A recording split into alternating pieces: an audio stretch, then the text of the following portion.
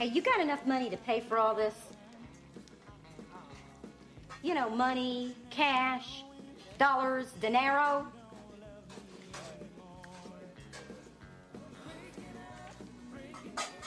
Hey! Yeah. We got ourselves a deadbeat back here. What? He can't pay. Brenda. Hey, punk, I've been slaving all day making that slop. The food is good. Fucking it is. The question is, how are you going to pay for it? I don't know. You don't know, ain't that cute? I'm gonna bust your head, punk. I don't want to hurt you. Me? You don't want to hurt Hank?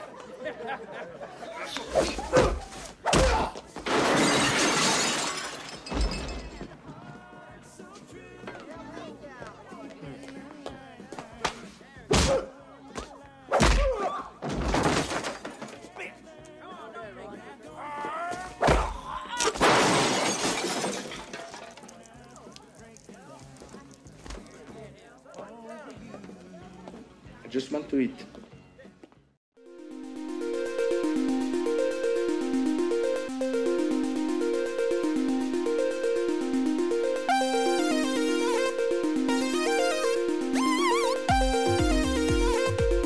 Hello, everyone, and welcome back to the Jean-Pod Van Damme cast. Oh, yeah. I hope you guys are all doing well. I have to already say my apologies because the last episode did not come out on a Monday like it was supposed to, but I got so backed up that I had no chance. Constipated. Yeah, I was just on the Too toilet much the whole steak. time. Yep, too much steak and mashed potatoes. Got really into watching Universal Soldier and wearing my Cut Off Joe shirt. Man. I totally forgot to edit the last episode. There were a lot of cutoff shirts in that movie. Yeah, there was. There was a lot of cutoff shirts. But if you have no clue, we are talking Universal Soldier today. And before we even get started, I have to tell you something on air. If you guys recall, on episode 8, we did a shout out to Jean-Pod Van Damme because we found out that there was this podcast that came out right at around the time that I was looking for a Van Damme podcast. I didn't see it. And, we made mention. Well, Marcus from Jean-Pod Van Damme contacted us. And he was so awesome, and he wants to come on and us go on his show, and we're going to set something up in the near future. So it's going to be bitchin'. Yeah, be on the lookout for that. That's going to be fun. Super cool. Talk to another Van Damme fan, and I'm pretty excited about that. We're a tightly knit fraternity. Yeah, exactly. When Van Damme fans find out that they have podcasts and stuff, we don't get mad. We get glad. And, immediately start doing the splits together, and that's exactly what happened. Back kicks, and yep. I totally sent him 2 semi-Volvo trucks so he can start practicing his splits between two semis. So we're pretty excited about it. Yes. But yeah, no, shout out. Go check him out as well. He does his show, like I said, Jean-Pod Van Damme. We're Jean-Pod Van Damme cast. And it's all love for the great holy Jean-Claude Van Damme. So we're all happy about it. So yeah, today, man, Universal Soldier. When you listen to this, actually, you're going to be hearing Double Impact. Basically, that's going to be coming out like 2 days before this drops. Because, like I said, I just got so extremely busy that I haven't had time to thoroughly edit the Double Impact episode. I needed it. A lot of swearing. Yeah, a lot of swearing, a lot of homoeroticism. Yes, angry homoeroticism. Yeah. I had to cut out like half of that between us. It was partially like us being offended because it was 80s bad gay jokes, and us just getting hot and bothered because it was twice the Van Damme. That was mainly it, I think. Yeah, that was mostly it. It's about 80-20 on that. We didn't get too offended. But anyway, we are now in 1992. This was released July 10th, 92. It's an action sci-fi thriller. The tagline of this is, "The ultimate weapons of the future have just declared war on each other." Oh, man, it doesn't get more sci-fi action tagline than that. Yeah, man. Yeah, that is definitely That's a lot to take 90s in. sci-fi tagline for sure. And this is rated R. It's an hour and 42 minutes. You can tell right away that it's rated R. Yep, right away. it doesn't try to fool you at all. It's about Private Luke Devereaux and his sadistic sergeant Andrew Scott, both getting killed in Vietnam, and the Army uses their bodies for a secret project, reanimating dead soldiers as deadly obedient cyborgs. However, their memories come back as well. Yep, it's as awesome as it sounds. Yep. Yeah. That's really the storyline. Yeah, to the there's whole thing. nothing. The rest of the movie is a feature-length chase scene / Yep. self-discovery scene. Yeah, that was exactly it. There's not too much else on it. It's Nope. obviously starring Jean-Claude Van Damme, and we have Dolph Lundgren. This is the first time that they are together in a movie. Thankfully, not the last. Exactly, especially now in 2018 when Blackwater comes out. So we'll be excited for that. And Ally Walker, she's also one of the things that I did not realize until now in 2017. Tiny Lister's in this. Yeah, I noticed. Yeah, I didn't notice that too because he had no speaking lines or none whatsoever. Features Debo. Yeah, man, Debo. Yeah, he totally is in this. I was like, oh no way. Let's see some of the other ones. Edo Ross played Colonel Perry. Jerry Orbach played Dr. Christopher Gregor. Which that's a face that like is very. It's one of those guys like you see his face, you know his face. He's from Law and Order and Dirty Dancing. So yeah. There's some of those. I don't think I need to tell you what films Dolph Lundgren is in, but just in case, obviously to me the greatest Rocky ever made were Rocky defeated communism, single-handedly.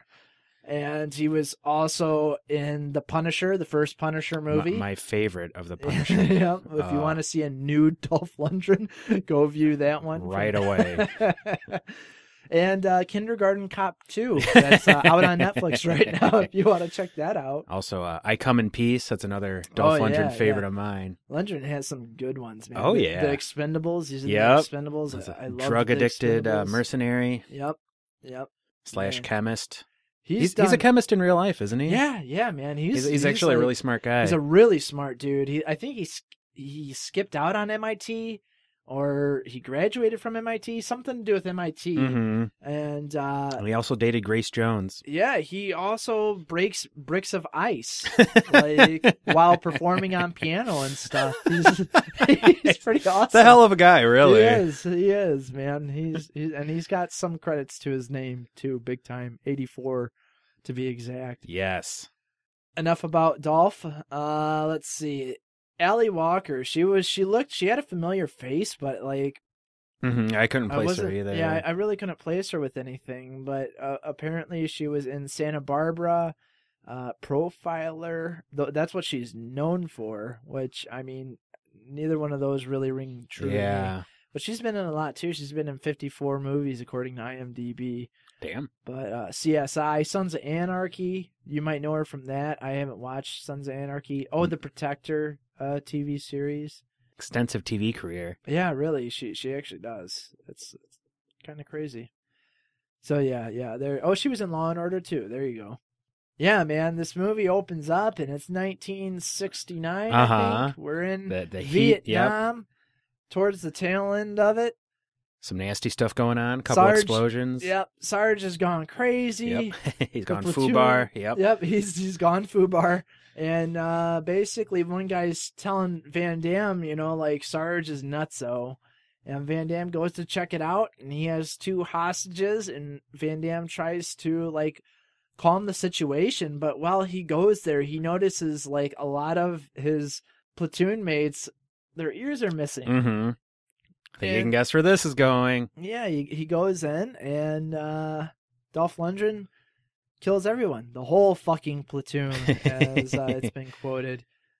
And the ears were one of the first things that I remembered from this film. Yeah, the ear necklace. And Dolph Lundgren saying, "Do you hear me?" and wiggling the ears. It's like, oh man. Yeah, he definitely has a psycho cornball thing going for him Oh in this. yeah, Like dude. it's He did a terrific yeah, job he's of very playing unnerving Psycho. in this movie. Yeah, very much so. Puts a lot of enthusiasm into his role. He's a scene stealer too. He likes Oh, to yeah, chew dude. the scenery and Yep.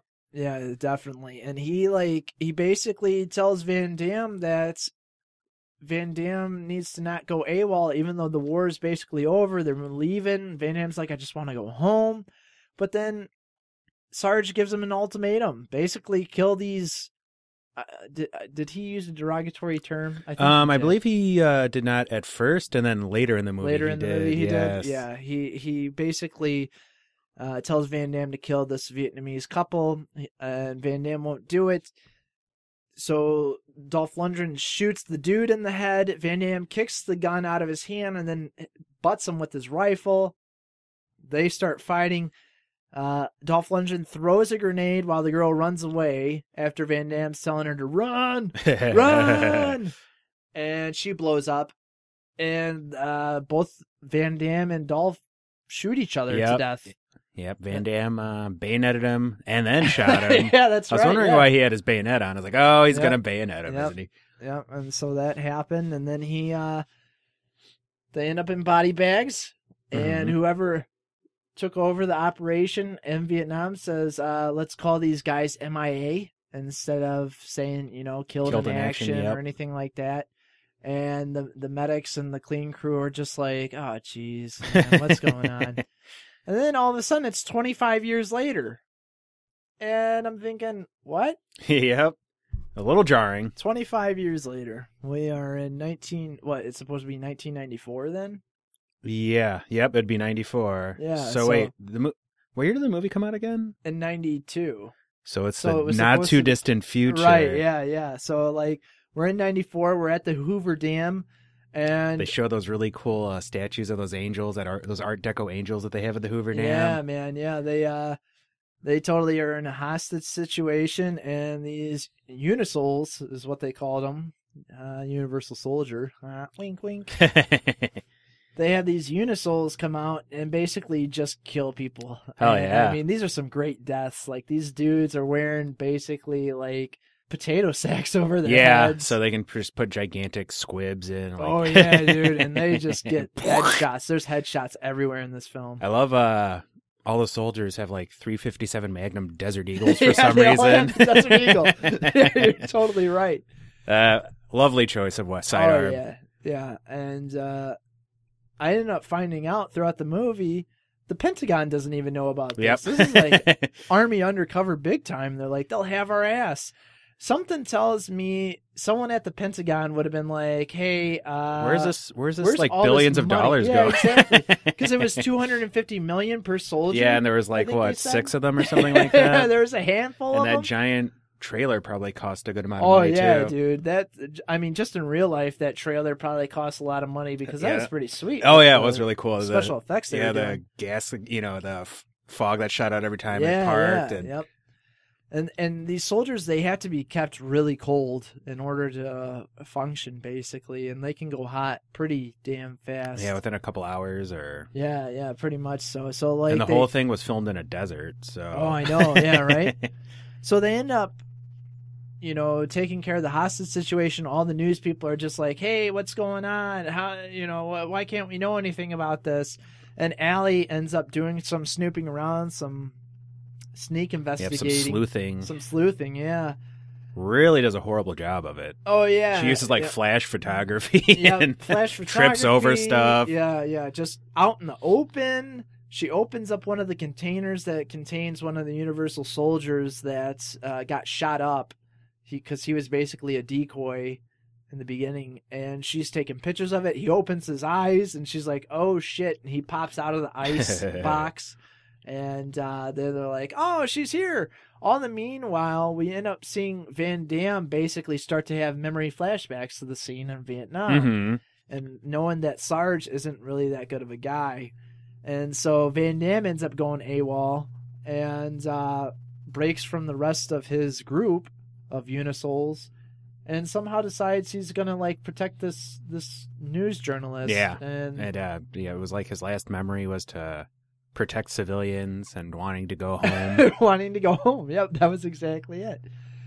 And it's kind of funny because, like, they go and they end up in this hotel, like this that's totally real ratty motel. Yeah, Roach Hotel. Yeah, Roach Hotel. That Exactly. was a jerk too. Yep, and he's starting to basically get hot and sweaty, and she's like, "You got shot," and while they're in the car driving, and he takes the cigarette lighter and cauterizes the wound.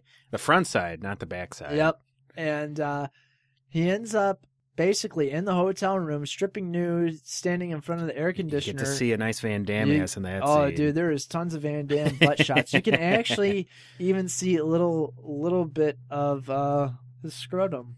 Oh, some back sack? Yeah, some back sack. My favorite. A little the old back sack. Yep, a little bit of the back sack. That's what you get when you get the DVD of it. Wow, this resolution is great. I wonder how the Blu-ray is if you actually see more. We're going to have to find out now. Yeah. So the biggest thing that I really thought of is obviously he has a tracker device on him, and it's implanted. The Unisols show up, and Van Damme ends up just breaking through the walls, the hotel walls. And there's this little joke in the beginning when the like slumlord hotel manager owner is like, it's a $20 deposit. And, they pay him, and Van Damme's just wreaking havoc. The Unisols just blow the show whole up with like every place gun up. imaginable. Yep. Like 7 different kinds of heavy weapons just blowing up the entire hotel. Yeah, just torching the place. There's a poor younger couple just trying to get it on, have a nice little night to themselves, and they get interrupted, and They didn't get shot, death. though. Luckily, somehow. they didn't get shot. Yeah. And all I thought was like, how does insurance pay for all this? Oh man, that'd be tough to explain. What do you explain? Like, so these covert, I'm not supposed to talk about them. I'm surprised I'm still alive because I saw them.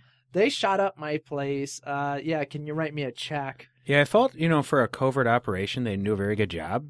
Like no, not at all. Like man. their tactics or anything, When like you're guarding or anything. Yeah, you're driving in this big ass convoy semi truck. Like, it's kind of hard. That shoots dry ice smoke out of it every time it parks. Yeah, man. So they end up escaping, using the poor, lovely couple that were trapped in the hotel, stealing their Buick, and it's old school. Yeah, it was a nice Buick. Yeah, they end up stealing that and driving off, and then we make mention of Van Damme's accent. So they took care of it, because why is this time this guy he's Cajun, he's Louisianan. She's like, "Are you from Canada or France?" And he's like, "What accent?" And the same thing he says in every movie. I'm assuming when anyone brings it laughing. And they stop at this gas station that's out in the middle of nowhere, and it's 60 miles to the next gas station. This dude's just chilling there.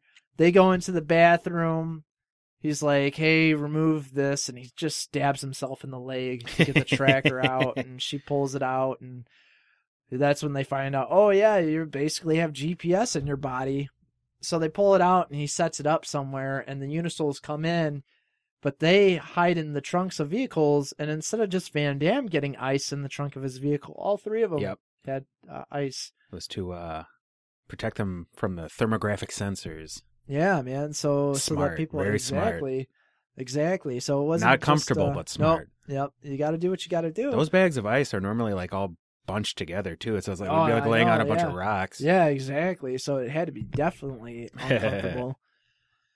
So the Unisols show up. They blow out the place. They think they track them. They go to shoot in, but it's actually basically a kerosene lamp sitting there, and they hit it. It knocks over, blows up the place, kills 2 or 3 of the Unisols. Yep. And graphically too. They were horribly burnt. Oh, they were horribly burnt, man. And Lundgren actually hangs out in the back of the Buick. Van Damme gets back into it, and Lundgren gives him the a garrote. Yep. Pulls out a wire. Pulls out the wire.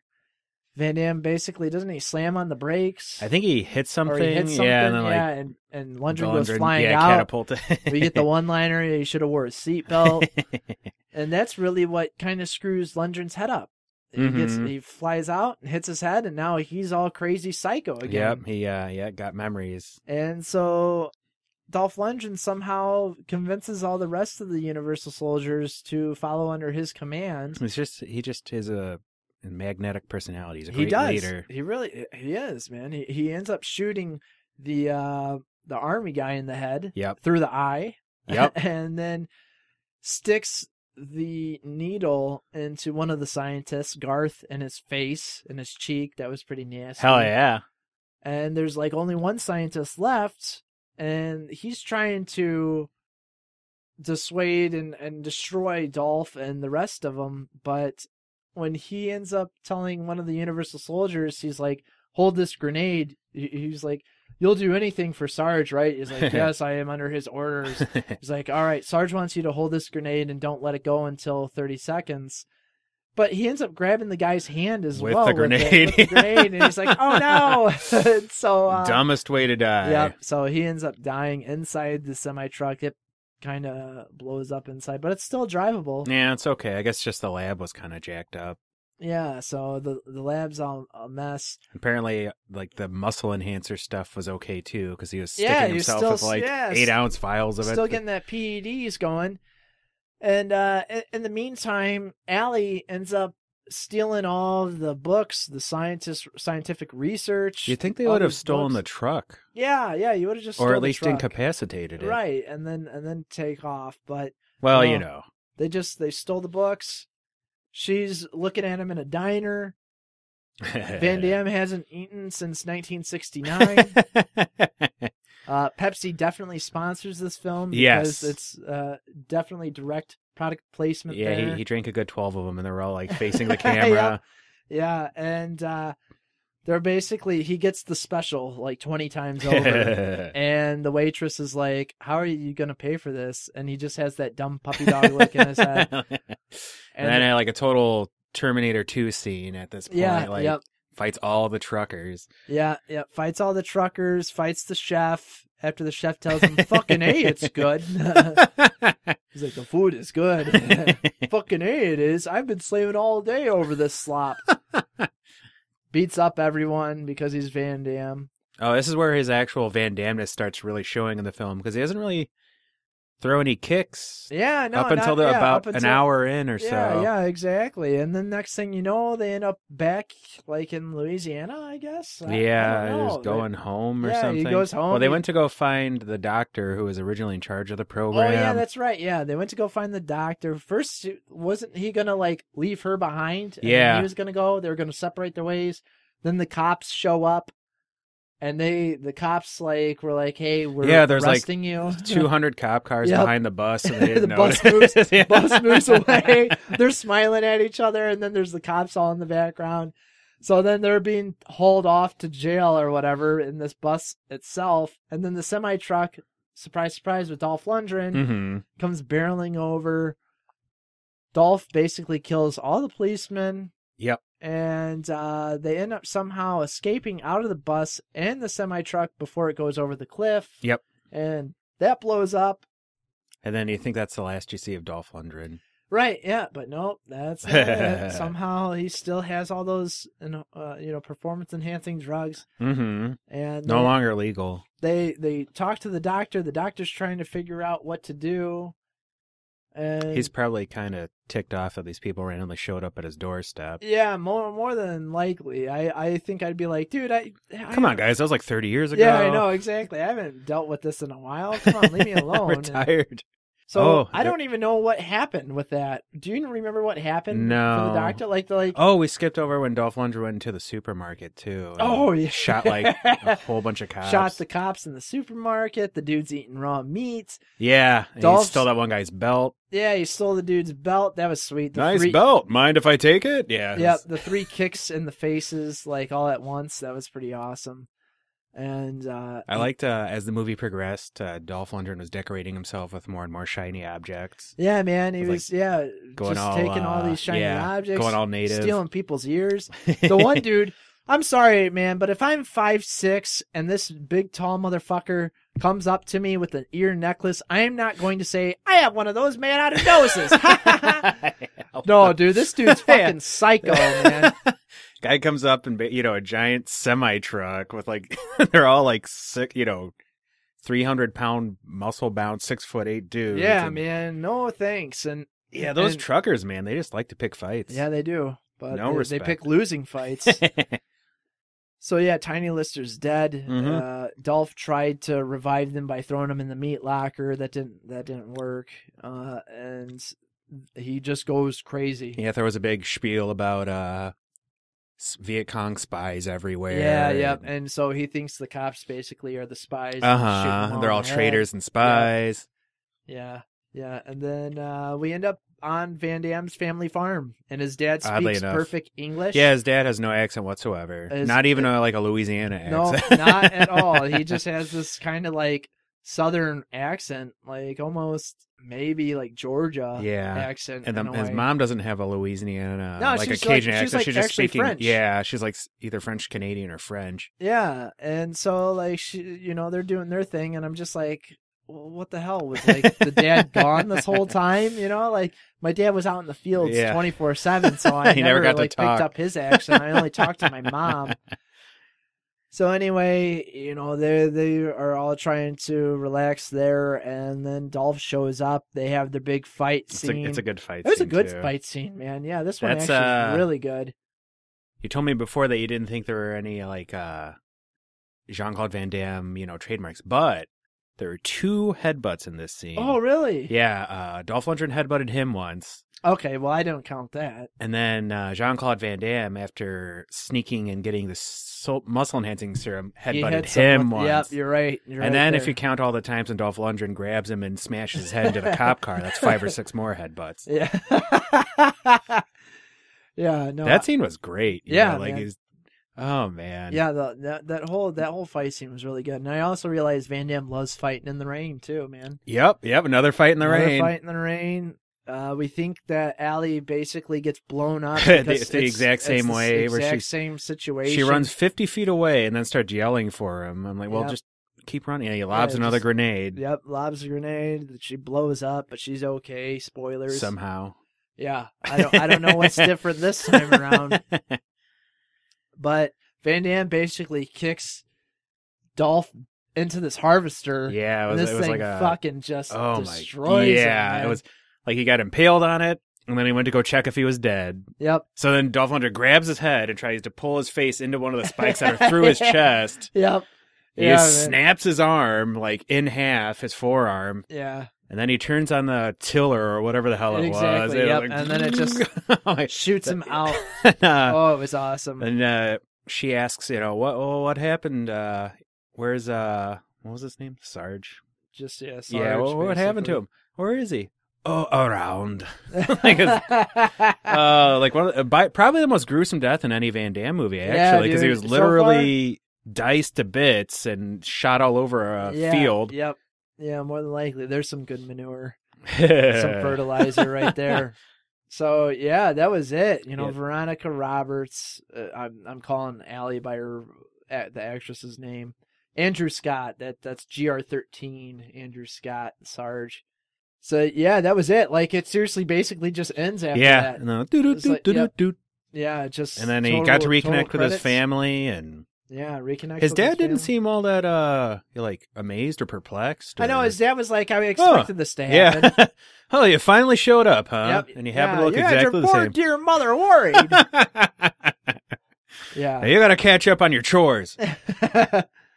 Oh man. All right, so let's get into some great trivia here. At around 18 minutes, the young couple that Luke reacts to at the Hoover Dam incident are actually the same young couple in the beginning in Vietnam. Huh. That would explain why he had a flashback. Yeah, yep. They happen to look exactly the same. Yep. We can't get 2 other Asian actors. We'll have to use the same No, ones. you got to use the same ones. Tommy Tiny Lister had his eyepiece custom made because the regular eyepiece's design was blocking his good eye. Oh, wow. Nice. The production script presented a much darker depiction of the U.S. military than what eventually ended up on screen. Wow, even darker. Yeah, I know, right? In the screenplay, the colonel in charge of the Unisol project orders Dolph Lundgren's character to ruthlessly kill off all the civilian witnesses to his pursuit of Jean-Claude Van Damme's character. That would have made more sense. Yes. The colonel also informs the head scientist that the terrorists at the dam were not terrorists at all, but mercenaries hired by the army to provide fake justification for the Universal Soldier program. That makes a lot less sense. In the finished film, these scenes are omitted so the witnesses are left unharmed and the gunmen killed by the Unisols at the dam were genuine terrorists. I mean, like, that'd be kind of a long, Yeah, try to a explain lot of that. extreme lengths to go to. Yeah. The colonel and his men are actually heroic figures with a real and valid mission who just want their multi-million-dollar Unisol back, whereas military villains were de jour in the post-Vietnam 1970s and well into the 80s. By the time of filming, the reputation of the U.S. military was at an all-time high following the first Gulf War, so it was considered unlikely that the audience would accept them being shown in such poor light. I still say they're shown in a pretty negative light. Oh, yeah, like, most definitely, man. This wasn't just like rogue. It was actually the military. Yeah. Like the army was behind this. Not just him, not just his branch. Speaking of which, did they actually say Universal Soldier at all? I heard I heard a bunch. Unisol. I don't know remember if them even explaining what it was. Universal Soldier program or anything at all. I don't either, but it's possible. So it might not have had a titular line in this. Yeah. Though they're all no splits, right? Zero I didn't see splits. at None all in whatsoever. this. A lot of Van Damme ass. Yep. The most, I would say, so far. Yeah. Because it Man. was like, instead of just a shot of it, it was just, his ass laying down, his ass standing up, Yep. Side ass. some ass, back sack. Ass. Yep. Back sack. Though they're all supposed to be American, the Universal Soldiers are played by a Belgian, a Swede, and a German. Yeah, I know. That's a great thing. The two leads in this aren't American. Yeah, not at all. The last film to be recorded in CDS, an early digital sound format, in the following year of the film's release, sound technicians had developed DTS. This sound format was apparently of higher audio quality than CDS and has been used in most movie theaters ever since. Huh. So there you go for A you, little all you interesting. audiophiles. Yeah. The Unisol's basic sidearm seen in throughout the film is a Magnum Research Yep. 357 Magnum Desert Eagle. You can still get those. They cost an arm and a leg. Yeah, and man, they they're- cost a lot. They're supposed of to money. be prone to mechanical issues too, from what I've heard. Oh, really? Well, I mean, it's a rimmed cartridge with that's normally designed for a revolver, and they're putting it in a magazine. but- Ah, wow. The more you know. Yep. The Vietnam scenes were filmed at the Kingman, Arizona golf course with set dressings and fake foliage. Andrew Davis was attached to direct the picture based on a different screenplay. The budget being too high and creative differences arising, Karolko hired Roland Emmerich, fresh from his low-budget feature Moon 44, and a canceled Sylvester Stallone vehicle Isobar to deliver a new screenplay and direct the film. Huh. Moon 44. Yeah. Have you seen that? No, I haven't. I think I might have, but I can't remember what it's about. The Grand Canyon bus chase was re-edited years later as library footage into Fred Olin Ray's Critical Mass, produced by Andrew Stevens' Phoenician Entertainment, a company that specialized in shooting low-budget action films around stock footage. That's funny. That's cool. The small patch worn on the left breast of many of the Unisols is a U.S. Army Air Assault badge, signifying that the wearer is a graduate of the Air Assault School. I was wondering what that was about. The scene where Luke saves Veronica and they escape in the Blazer were shot at the Mohave County Airport. Some of the airport hangars were used to store constructed sets and the Unisol mobile base. These are some just random trivia facts. Somebody is a real big buff on the production of this film. Yeah, man. The Kingman Police Department supplied officers and extras for the scene where Luke and Veronica are surrounded by the police. That's cool. The first screenplay was initially called Crystal Nights. Sounds like a Black Sabbath album from the 1980s or something. Yeah, man. At around an hour and 14 minutes, the street where Luke and Veronica are surrounded by police is named after the actor Andy Devine, who was raised in Kingman, Arizona. Huh. At around 8 minutes, only feature film as of 2012 depicting an Aerospace Line's Mini Guppy transport aircraft. That totally is a mini guppy. The Mini Guppy used in the film was used by Erickson Air Crane until its retirement in 1995 at the Tillamook Naval Air Station Museum in Tillamook, Oregon. Wasn't the guppy what they used to move the stages for the space shuttle? I thought so. I thought so too. It's like the whole front of it opens or something. Yeah. The house scene was actually built at the Peck's Lake Golf Course in Clarkdale, Arizona. Nearby was the Clark Mansion, which was built for one of Senator William Clark's sons, who died in a plane crash nearby in 1932. The mansion burned down under mysterious circumstances in June 2010. Probably a Universal Soldier. Dun, dun, dun. That's what I'm thinking. At around 10 minutes, the helicopter shown when the Universal's display at the Hoover Dam is a Sikorsky S-58T. Sorry if I butchered that. Yeah, I know a lot of really weird aircraft and vehicles were used in this movie. Like, you would expect more high-tech stuff, but a lot of it's like propeller aircraft and really old Vietnam era like, hey, this is helicopters. What we could get.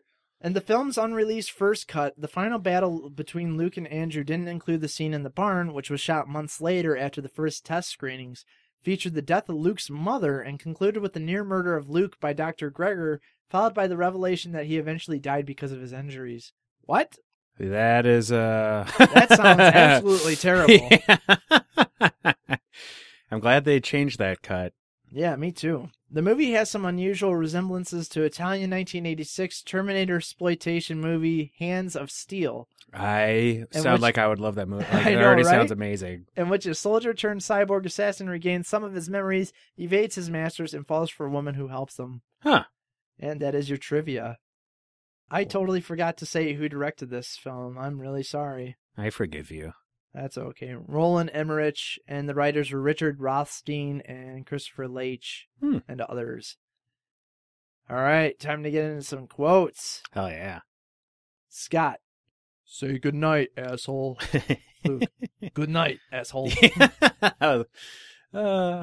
Veronica, how can you be so damn calm? I mean, your buddies back there just shot enough ammo at us to destroy Eastern Europe, and you're sitting here bitching at me about a damn seatbelt? Luke, you're discharged, Sarge. Luke, I just want to go home. You get to hear that a lot. Yep. Woodward, Colonel Perry, we killed an innocent man. Colonel Perry, what do you suggest we do, Woodward? Let the reporter run off with one of our unisols? Woodward, we can't just cover this up. We have a moral obligation to tell the truth about this. Colonel, I thought you were more clever than that, Woodward. This whole damn program is off the shelf. Do you really think for 1 second those wimps at the Pentagon would allow the regeneration of dead soldiers? American soldiers? I did think it was weird that they used American soldiers. Yeah, man. Yeah. Guess they wanted English speakers. Yep. Still, to be fair, a lot of them weren't actually American. So. Yeah. Brenda the waitress. That's a lot of food you put away, boy. It's good food. Yep. You gonna be able to pay for all that? Duh. Hey, Hank, we got a deadbeat here. Hey, punk, I've been slaving all day making that slop. The food is good. Fucking A it is. The question is, how are you gonna pay for it? I don't know. You don't know? Ain't that cute? I'm gonna bust your head, punk. I don't want to hurt you. Oh, he don't want to hurt old Hank. 712 kicks later. Yep. You know, why don't you... What are you doing? It's not safe for you out here. Where's your clothes? I have to cool down.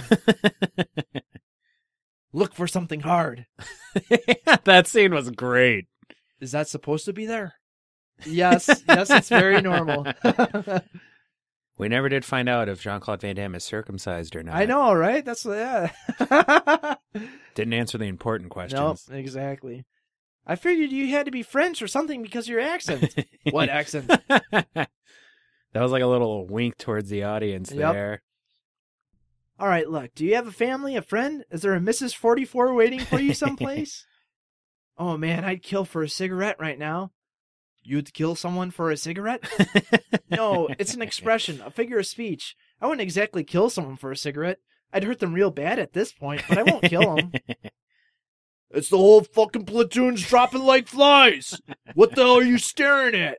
Do you have any idea what it's like out there? Do you? Well, I'm fighting this thing, man. It's like kick ass or kiss ass, and I'm busting heads. It's the only way to win this fucking war. And these shitheads, these yellow traitoring motherfuckers, they're everywhere. And I, Sergeant Andrew Scott of the U.S. Army, I'm gonna teach them all. That was really good. Thank you. Yeah, that's, you know, you gotta channel your inner Swede. Yes. No, I'm gonna teach you the chain of command, Private. When I say jump, you say how high. Got it! Got it! Take it and stick it in your fucking head! You can't run from this war, soldier. Not under my command. You're growing weak. You should have taken your medication. I love those, like, 8-ounce syringes. I know, man. Gigantic those turkey giant basters. turkey basters, man. I gave you an order, soldier. Now let me see you waste that gook traitor. Now where are we going to shoot her? In the stomach? Nah. In the chest? No. I think we should shoot her in the head. It's empty. It's empty. Well, yeah, he was really going all out he that was going scene. crazy, I forgot about that. Yeah, they actually pulled the trigger. And, yeah. They swam 1.5 miles in 4 minutes. They're 8 seconds behind schedule.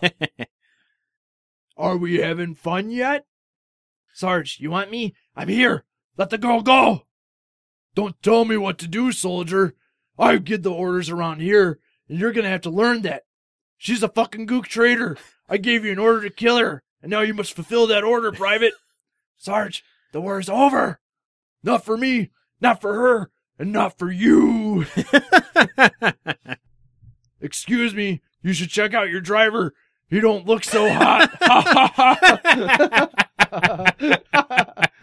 Oh, my goodness. See? They're everywhere. Like, I don't know if he was going for hilarious during that. Like, yeah, I'm pretty man, sure I he don't know, was. but yeah, Like, yeah. It was just such a great performance. Yeah, man. You're dead, soldier. No, I'm alive. Oh, man. Sir, how do we write this one up? I mean, what do we say happened here? Nothing. Nothing happened here at all. MIA. We didn't find anyone. Do you understand me? And that's the start to the Universal Soldier program. Whew, so that's it. I ruined my voice doing all those Andrew Scott racist lines. Not a racially sensitive man. Not at all.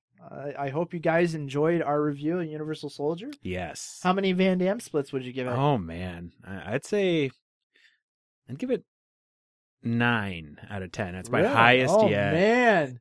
The Dolph Lundgren being in the mix really just ramped it up. Oh, yeah, dude. Yeah. I really enjoyed this. Is one that I had watched a handful of times throughout my life, actually. I had only seen this once in its entirety once when I was a kid. Wow, man. Like, as opposed to like Double Impact or Bloodsport. I used to watch those like practically on a weekly basis. Oh, right, They're always on TV. Yeah.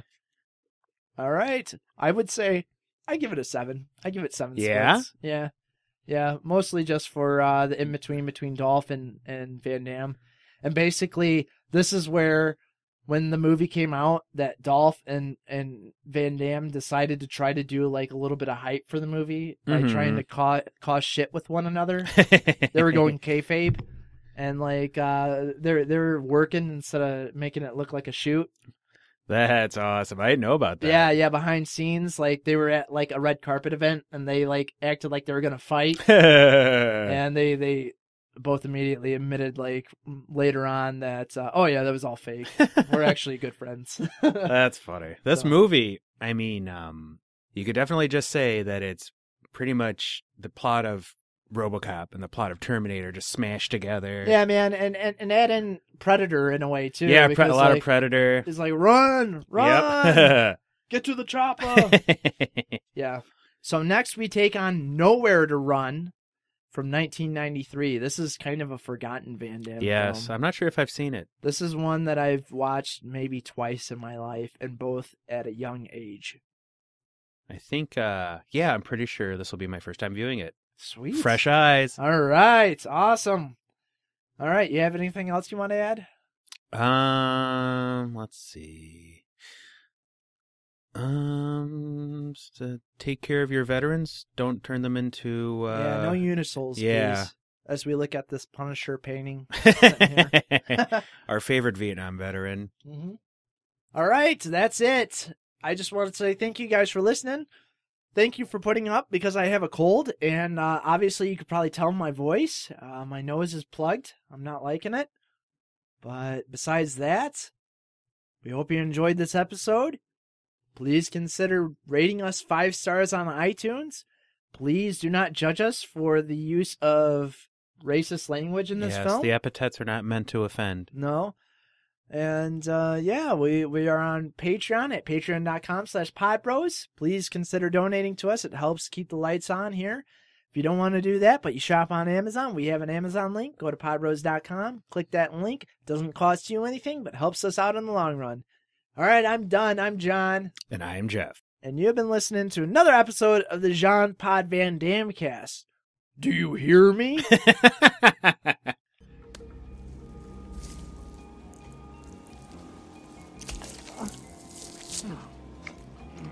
God damn it, it's a whole fucking platoon dropping like flies. What the hell are you staring at? Do you have any idea what it's like out there? Do you? Well, I'm fighting this thing, man. I kick ass. Well, kiss ass. And I'm busting heads. It's the only way to win this fucking war. And these shitheads, these yellow traitoring motherfuckers, they're everywhere.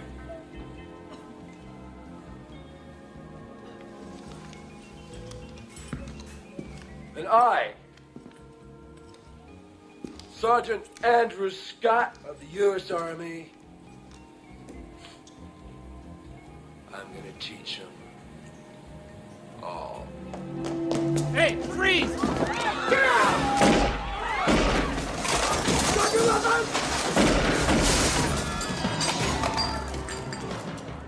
See? They're everywhere.